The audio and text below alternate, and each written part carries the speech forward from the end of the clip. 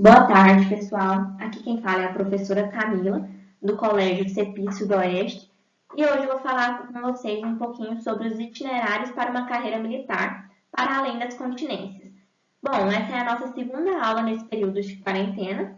Essa aula, a primeira aula, já foi iniciada com esse mesmo tema, e hoje eu continuo aqui um pouco sobre essas carreiras militares. É bom que vocês relembrem um pouco sobre o vídeo do Vitor, professor Vitor, onde ele trouxe sobre duas carreiras que são importantes e que são militares também, sendo elas a aeronáutica e a marinha. Aqui nesse vídeo em específico, eu vou falar sobre o exército, sobre a polícia militar e sobre o bombeiro. Iniciamos o vídeo falando sobre o exército. Pessoal, o ingresso ao exército é feito por meio do alistamento militar. E esse alistamento militar, ele pode ser feito de forma online. No vídeo que o Vitor gravou, ele falou um pouquinho sobre como era antigamente feito o alistamento militar e como é feito nos dias de hoje. Caso vocês tenham interesse, vocês podem abrir o vídeo dele e dar uma olhadinha nisso. Antigamente era feito de forma presencial, hoje em dia nós temos um site para que possamos fazer esse alistamento, tá bom? Bom, gente, primeiro vamos relembrar um pouquinho o que é o Exército, qual a importância do Exército para o nosso país. O Exército ele é uma das 3 forças armadas do Brasil, responsável pelo plano externo, pela defesa do país em operações eminentemente terrestres, e no interno, pela garantia da lei, da ordem e dos poderes constitucionais. O comandante supremo é o presidente da República, tá bom, pessoal?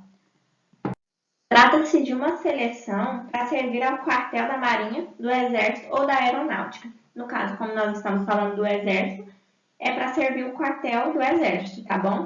Então, sempre que esse jovem ele é convocado, ele está sendo chamado para essa seleção, tá bom?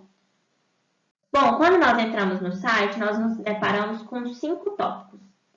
O último é sobre o alistamento militar. E os outros 4 são tópicos que você tem que analisar e ver se você se enquadra em algum deles, ok? É importante que vocês entrem e façam essa análise para que vocês se inscrevam de forma adequada, caso vocês tenham alguma necessidade especial, tá bom? O primeiro tópico que nós temos é o seguinte: sou o único responsável pelo sustento da minha família ou dependente. Nesse tópico, gente, vocês têm que comparecer com os seguintes documentos que está na tela. É um requerimento de dispensa de incorporação e algumas cópias de documentos, tá? Certidões de óbito, nascimento, casamento ou outros documentos julgados úteis para comprovação dessa condição. Próximo tópico é que mora no exterior e não possui CPF. Gente, neste caso, você tem que comparecer à repartição consular com a certidão de nascimento ou prova equivalente, tem que comparecer com um comprovante de residência e um documento com foto oficial, tá bom? Aí aqui nós temos vou grifar aqui para vocês, pesquisar repartição consular. Gente, aqui serve para você pesquisar o mais próximo da sua casa, tá bom? Então, fica a dica aí, quando vocês forem comparecer a uma repartição consular, vocês têm a opção de olhar no site e ver uma mais próxima da sua casa, para que vocês não se desloquem para um lugar muito longe, tá bom? O nosso próximo tópico é quero me alistar utilizando o nome social.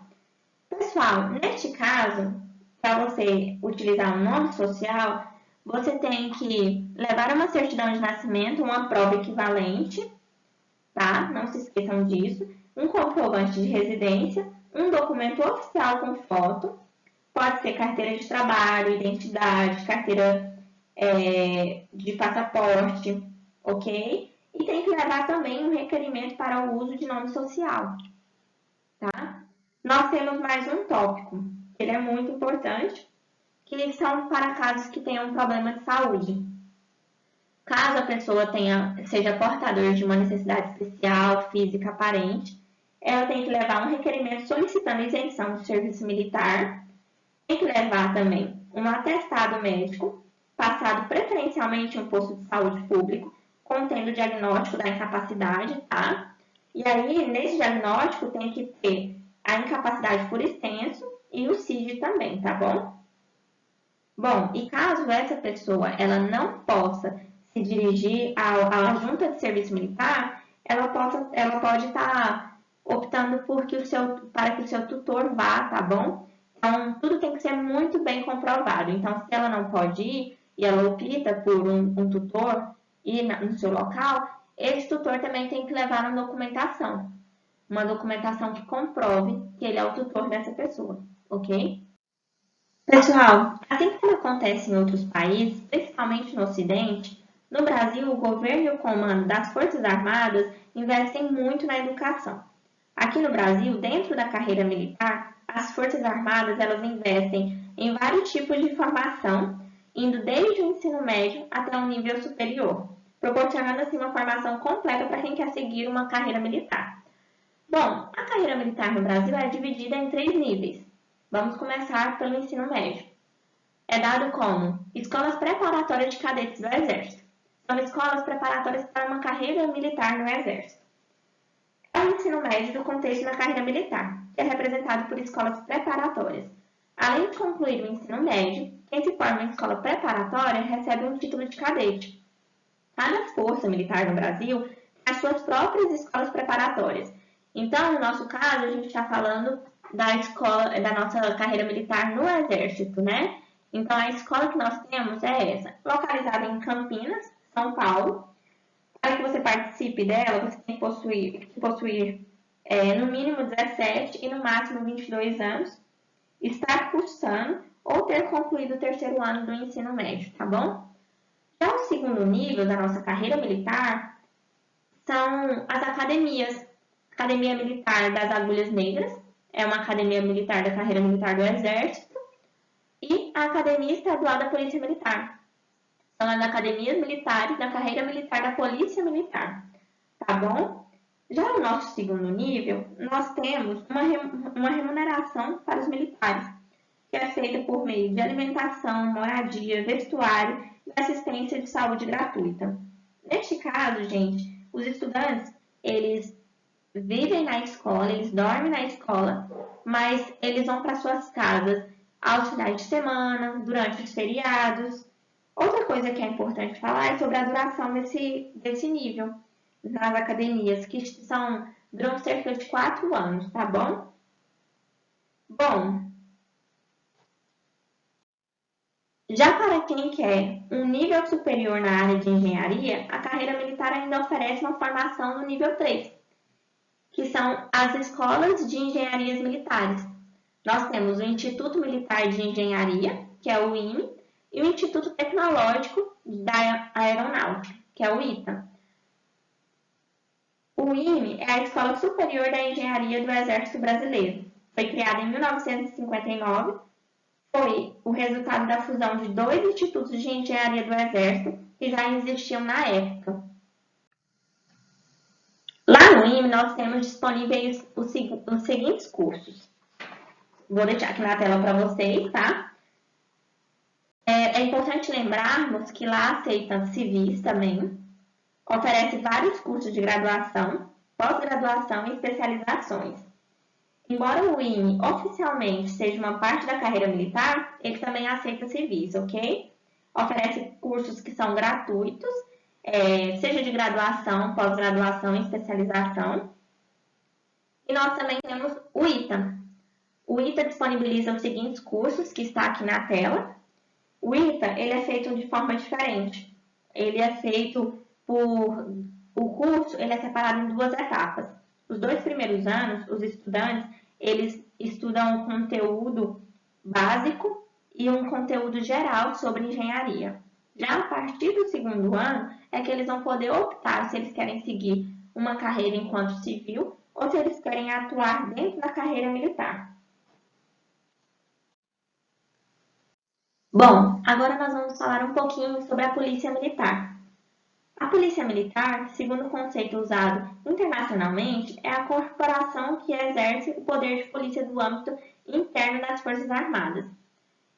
Então, ela garante a segurança, a ordem e a lei no seu seio, ok? Geralmente, a sua ação limita-se apenas às instalações e aos membros das Forças Armadas.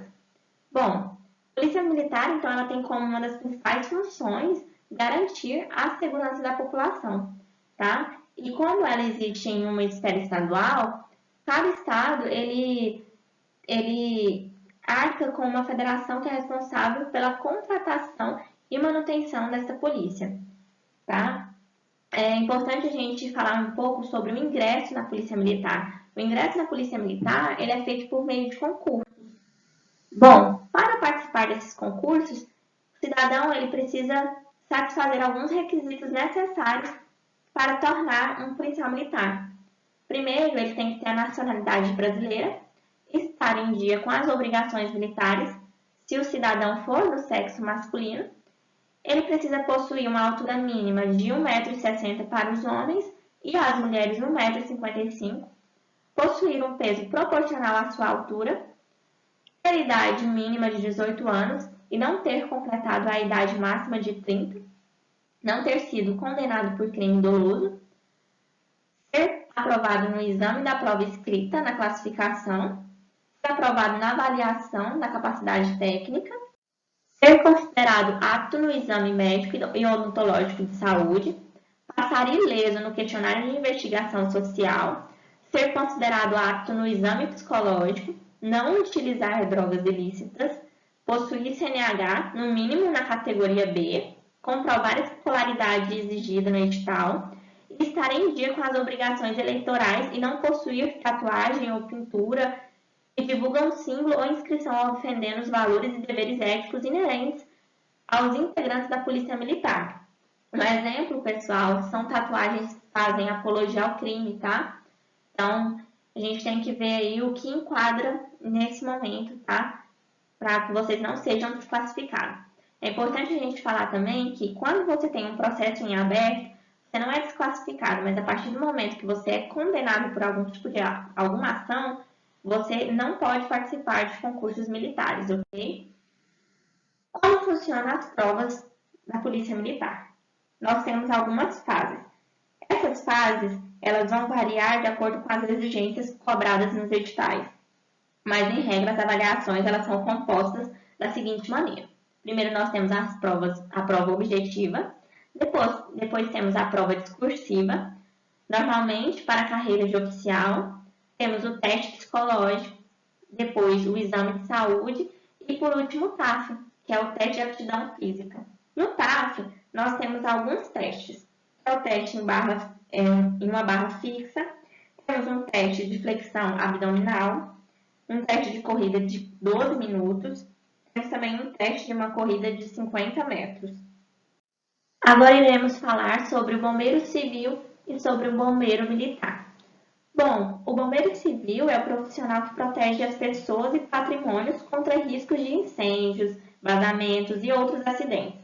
Além disso, ele também é responsável pela inspeção e realização de testes em equipamentos de segurança, pelo treinamento de equipes e brigadas que atuam em situações de emergência, tá bom? Ele realiza salvamentos na terra, na água, na altura, esses primeiros socorros. Pessoal, então, eles são contratados por instituições privadas e têm a função de fazer a prevenção de acidentes nesses ambientes para um público específico, como shoppings, eventos, ok? Já os bombeiros militares, eles possuem uma atuação ampla e podem exercer suas funções em qualquer lugar em que o socorro seja necessário, tá bom? O curso de formação da categoria militar é um pouco mais abrangente, tá? Então, os bombeiros militares, eles fazem parte da organização militar de cada estado e, portanto, eles trabalham para a comunidade com ações de prevenção em áreas de risco, combates a incêndios florestais e urbanos e no resgate de vidas em desastres naturais, acidentes e afogamentos. Bom, gente, agora nós vamos ver como ingressar nessa profissão, tá? Agora que já vimos um pouco sobre bombeiro civil e bombeiro militar, nós vamos ver como é ser um bombeiro civil, como a gente faz, quais caminhos traçar para a gente chegar a essa profissão. Bom, o bombeiro civil, ele precisa fazer um curso de formação de bombeiro civil profissional, tá bom? Primeiro requisito para que ele faça esse curso de bombeiro bombeiro profissional civil é ter o ensino médio completo. Outro requisito recomendável é que ele tenha a carteira de motorista. Uma coisa muito importante para se analisar sobre a instituição é se ela é credenciada ao Corpo de Bombeiros, porque ela necessita ser, é uma obrigação da instituição. E também verificar se a instituição está regularizada com o Corpo de Bombeiros. Para isso, basta acessar o Corpo de Bombeiros do seu estado e verificar se está de forma regularizada. Durante o curso, o aluno vai aprender algumas coisas, dentre elas, algumas atividades operacionais da profissão, como prevenir e combater incêndios, salvamentos terrestres, aquáticos ou então em altura, análise de riscos, primeiros socorros, produtos perigosos, inflamáveis, tá bom? Agora vamos falar sobre como é ser um bombeiro militar. O bombeiro militar ele precisa passar em um concurso público. Então, o concurso público vai estar de acordo com um determinado edital. Eles mudam algumas coisas de determinados anos, mas é sempre necessário ler todo o edital para que você esteja por dentro de como será a prova que você vai se submeter a fazer. O primeiro passo é a prova de conhecimentos gerais específicos e uma redação. Assim que você passa nessa prova, você tem uma segunda prova, que é uma avaliação física, tá? Um terceiro momento, assim que você passou na primeira prova e depois você passou na avaliação física, você tem um terceiro teste, que é uma investigação social. Nessa investigação social, eles vão analisar se você tem alguma condenação, e se tiver, gente, é importante ressaltar que qualquer tipo de condenação no seu nome, você é desclassificado do concurso, tá bom? E se você tiver em processo, tiver algum processo em andamento, então é preciso esperar o resultado para saber se você vai ser desclassificado ou não. Mas nesse caso não é desclassificado. Mas se tiver uma condenação no seu nome, você logo é desclassificado sim. Assim que você passa também pela investigação social, você tem um quarto momento, que é a avaliação médica. Os requisitos do bombeiro militar são muito parecidos para entrar no exército militar também, tá bom? Na polícia militar. Então, assim, os requisitos, eles são muito parecidos, só que mudam conforme o edital. Então, é sempre importante estarmos atentos ao edital, estarmos atentos às datas de inscrição, datas de prova, não perder nenhuma fase, tá bom?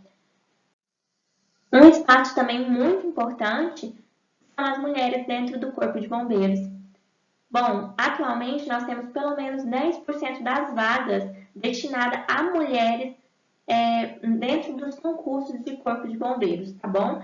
Então, é importante que as mulheres ocupem esses espaços também, é importante que elas também ocupem espaços de carreiras militares.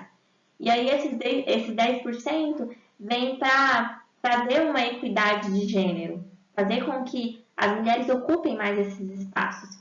É importante também falarmos um pouquinho sobre as restrições de idade. Existem restrições de idade e altura que podem sofrer de acordo com os editais. Essas restrições, elas são diferenciadas entre mulheres e homens, tá bom? Então, é bom vocês acompanharem os editais, perceberem qual é a altura necessária para uma mulher participar de determinado concurso, qual a altura determinada para o homem naquele concurso, o peso, a idade, porque nem sempre vão ser iguais, tá bom? Às vezes pode acontecer de uma mulher não ser necessário que uma mulher tenha a mesma altura que um homem. Então é importante que sempre vocês analisem os editais, acompanhem os editais, para que participem de forma correta e que vocês obtenham êxito nessas participações de concursos, tá bom? Bom, então finalizamos aqui um pouco sobre o Exército, um pouco sobre o policial militar e os bombeiros, civis e militares.